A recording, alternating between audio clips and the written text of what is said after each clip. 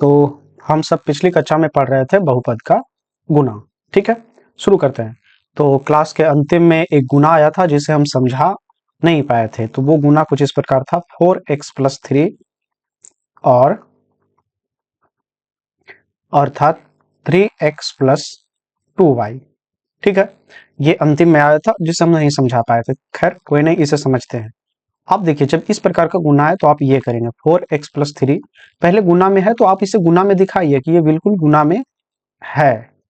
ठीक है, ये हो गया गुना में। ठीक है, अब यहां से 4x को बाहर निकालिए और ये वाला जो है इसे ज्यों का त्यों इसी के पास लिख दी, 3x+2y। ठीक है, अब यहां से +3 को निकालिए, फिर इसको ना इसी के बगल में ज्यों का त्यों लिख दीजिए। ठीक है, अब गुना कीजिए। बिल्कुल पहले क्लास में हम इसको सीख चुके हैं कि ये वाला दोनों से गुना होगा, यानी 4 तिया 12x² प्लस 8xy। ठीक है, यहाँ पे 3 तिया 9x प्लस 6y। ठीक है, और अगर कहीं जुट घट रहा है तो हम उसे जोड़ देंगे। यहाँ पर कोई नहीं जुट रहा, इसलिए यही अपना आंसर है। ठीक है, यहाँ पे कोई सजातीय पद नहीं मिला है, इसलिए यही आंसर है। इसी गुना को ना हम एक तरीका से और आपको करके बताते हैं। ठीक है, एक तो ये रहा। ठीक है, और इसी गुना को, वही वाला गुना है, ये था कुछ इस प्रकार, 4x+3 और a था 3x+2y। ठीक है, ये डायरेक्ट करके हम बताते हैं। इस 4x को पकड़ेंगे और इससे भी गुना करेंगे और इससे भी गुना करेंगे, तो करते हैं डायरेक्ट। तो ये हो जाएगा 4 तिया 12x², फिर 4x को 2 से गुना किए प्लस 8xy। ठीक है, माइनस प्लस का भी ध्यान रखेंगे। अब इस 3 को पकड़ेंगे, इससे भी गुना कर देंगे और इससे भी गुना करेंगे। चलिए पहले करते हैं, तो ये हो जाएगा 3 तिया 9x, ठीक, और प्लस 3 दूना 6y। तो ये भी अपना उत्तर हो जाएगा। तो ये बहुपद का गुना है। ठीक है, उम्मीद है आप सीख गए होंगे। बाकी जब आप प्रश्न बनाएंगे तो आपको बखूबी समझ में आ जाएगा कि गुना और किस प्रकार से होता है। बनाते बनाते जब बहुत सारे एग्जाम्पल आप बनाएंगे और बहुत सारे प्रश्नों को जब हल करेंगे तो आप सीख जाएंगे। ठीक है, चलिए अगले स्लाइड की तरफ बढ़ते हैं। आज अपना सीखना है बहुपद का मान ज्ञात करना। बहुपद का मान ज्ञात करना। ठीक है, जैसे हम एक बहुपद ले रहे हैं, p ऑफ x बराबर, ये पहला है, और ले रहे हैं x³ + 4, और हम आपको दे रहे हैं कि x बराबर एक बार 0 रखिए, x बराबर एक बार 1 रखिए और एक बार x बराबर -2 रखिए। ठीक है, ठीक, ये वाली चीज। तो चलिए पहले बोला x बराबर 0, तो जहां जहां x है ना वहां वहां हम रखेंगे 0। तो यहाँ जो x था हमने 0 रखा, 0 का क्यू +4। ठीक है, तो ये हो गया कितना, क्यू, 0 का क्यू 0 और +4, यानी इसका 4 ही आंसर आया। ठीक है, अब हम रखते हैं p x का मान 1। एक बार तो 0 बोला है तो 0 हमने रखा, एक बार 1, तो इसका आंसर आया 4, क्योंकि जब हमने 0 रखा तो इस बहुपद का मान आया 4। तो इसी प्रकार बहुपद का मान निकलता है। अब x बराबर 1, क्योंकि यहाँ 1 बोला है, x³ है यानी 1 का क्यू +4। ठीक है, तो ये हो जाएगा 1 + 4, तो ये हो जाएगा कुल 5। यही अपना हो जाएगा उत्तर। ठीक है, एक बार बोला है x बराबर -2 रखिए, तो चलिए -2 रख दिए जहां जहां x है, यानी -2 का क्यूब +4। ठीक है, -2 का क्यूब, पहले आप देख लीजिए 2 का क्यूब कितना होता है, 2 दूना 4, 2 दूना 4, 4 दूना 8। ठीक है, ये 8 हो गया। अब यहाँ विषम संख्या है, क्यू विषम संख्या है। ठीक है, 3, और यहाँ माइनस है तो ये माइनस में ही रह जाएगा, +4। तो ये दोनों जुट के हो जाएगा -4, तो ये हो जाएगा अपना उत्तर। तो ये होता है बहुपद का मान ज्ञात करना। ठीक है, तो उम्मीद है आप बहुपद का मान ज्ञात करना भी सीख गए हैं। और देख लेते हैं क्या क्या पढ़ाया हुआ था। चलिए अब आपको सीखना बहुपद का भाग। बहुपद का भाग। ठीक है, तो हम आपको कुछ बता देते हैं। भागा कुछ इस प्रकार होता है, यहाँ जो बीच में होता है इसे बोलते हैं भाज्य, यहाँ जो होता है उसे बोलते हैं भाजक, और यहाँ जो होता है इसे बोलते हैं भागफल, और नीचे जो कुछ बचता है इसे बोलते हैं शेषफल।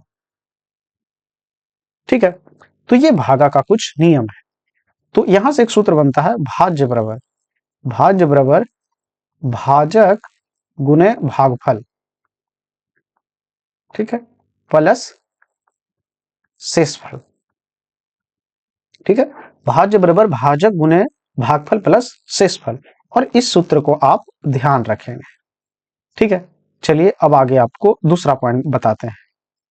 अगला पॉइंट है अपना शेषफल ज्ञात करना। शेषफल ज्ञात करना। ठीक है, जैसे हम एक पी एक्स दे रहे हैं, यानी एक बहुपद बहुपद दे रहे हैं कुछ इस प्रकार x cube plus 3x square plus 3x plus 1। ठीक, और आपको भागा देना है किससे, एक कॉमा है, भागा देना है x माइनस 1/2 से। इससे आपको भागा देना है और आपको शेषफल निकालना है। तो ऐसा नहीं है कि आप मतलब भागा देने लगेंगे ऐसे, खास करके ये वाला नियम ना आप शेषफल में ही अप्लाई करेंगे। ठीक है, तो आप जिससे भागा देना उससे पकड़ गए, मतलब x-1/2 बराबर 0 कीजिए। ठीक है, तो यहां से आप x का मान पहले निकाल लेंगे 1/2, क्योंकि इधर जाएगा तो ये हो जाएगा किसमें, प्लस में। ठीक है, अब जहां जहां x है वहां मान रखेंगे 1/2। ये शेषफल निकालने का तरीका, केवल और केवल शेषफल, ऐसा नहीं भागफल। जब आपको भागफल निकालना कहे तब आपको भागा देना पड़ेगा इस प्रकार से, ऐसे करके। ठीक है, लेकिन ये नियम केवल शेषफल में निकालने के लिए लगाएंगे। तो देखिए जहां x है वहां हमने 1/2 रखा, तो ये 1/2 का क्यूब 3 गुने 1/2 का स्क्वायर प्लस 3 गुने 1/2 प्लस 1। ठीक है, चलिए करते हैं। ये हो जाएगा 1/8 प्लस 3 गुने 1/4 प्लस 3/2 प्लस 1। तो ये हो गया 1/8 प्लस 3/4 प्लस 3/2 प्लस 1। ठीक है, तो अगर इसका एलसीएम लेंगे, ठीक है, तो इसका एलसीएम आएगा 8। ठीक है, तो यहां पर देखते हैं 1 प्लस 3 दूना 6 प्लस 4 दूना हो जाएगा 8, तो 4 तिया 12 और प्लस 8। तो अगर आप इसे जोड़ेंगे तो 12 8 20 और 6 26 और 1 27, मतलब 27/8 अपना हो जाएगा उत्तर। यही हो जाएगा शेषफल। ठीक है, तो अगर आप इसे पूर्णांक में तोड़ना चाहेंगे तो हो जाएगा 3 पूर्णांक 3/8, 8 तिया 24 और 8 तिया यहाँ 4 आ जाएगा। ठीक है, 8 तिया 24 नहीं 3 आएगा। ठीक है, मतलब ये कि 3 पूर्णांक 3/8 आएगा। ठीक है, ये हो जाएगा अपना उत्तर। तो ये शेषफल निकालने का तरीका। शेषफल जब भी निकालने बोलेगा तो आप ऐसे नहीं भागा देने लग जाएंगे। ठीक है, तो आपको शेषफल जब भी बोला जाएगा तो आप इसी नियम को अप्लाई करेंगे। ठीक है, चलिए आगे बढ़ते हैं। एक बात और, यहीं से कुछ और बता दें, क्या आपको शेषफल जो ये प्राप्त हुआ है ये वाला, ठीक, यहीं से 2-3 चीज और हम आपको बता देते हैं। क्या आपको शेषफल 0 प्राप्त हुआ है? देखिए नहीं प्राप्त हुआ। तो ये वाला जो है ना, ये वाला, ठीक, तो यहां पर एक पॉइंट और हम आपको बता देते हैं, x-1/2, ठीक, p ऑफ x, और p ऑफ x क्या है, ये वाला, क्या इसका ये गुणनखंड है? ये पूछ सकता है, p ऑफ x का गुणनखंड है? तो नहीं है। क्यों नहीं है? क्योंकि शेषफल 0 नहीं आया है। अगर शेषफल आ जाता तो बोलते कि ये वाला जो है ना p of x-1/2, p of x का गुणनखंड होगा। कब? जब बोलेंगे कि इसका शेषफल 0 आएगा तब। अब अभी जो है ये इसका शेषफल नहीं है, शेषफल नहीं है इसका, जो है यह गुणनखंड नहीं है। क्यों? क्योंकि इसका शेषफल 0 नहीं आया। तो आप ये भी बता सकते हैं।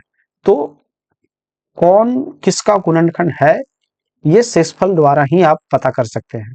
ठीक है, जैसे इसके बारे में पूछता कि ये इसका गुणनखंड है कि नहीं, तो इसी प्रोसेस को अपनाएंगे, और अगर शेषफल 0 आ जाएगा तो बोलेंगे गुणनखंड है, और अगर शेषफल नहीं आया तो बोलेंगे गुणनखंड नहीं है। ठीक है, और देखते हैं क्या थ्योरी हो सकता है। अब नहीं, तो इतना थ्योरी से बाकी के जो एक्सरसाइज बचा हुआ आप उसे बना सकते हैं। ठीक है, तो कल मिलते हैं एक्सरसाइज के साथ। बाकी के एक्सरसाइज आप सॉल्व कर सकते हैं, लेकिन जब हम एक्सरसाइज सॉल्व करेंगे तो आप बखूबी समझ जाएंगे चीजों को। ठीक है, तो मिलते हैं अगले एपिसोड में।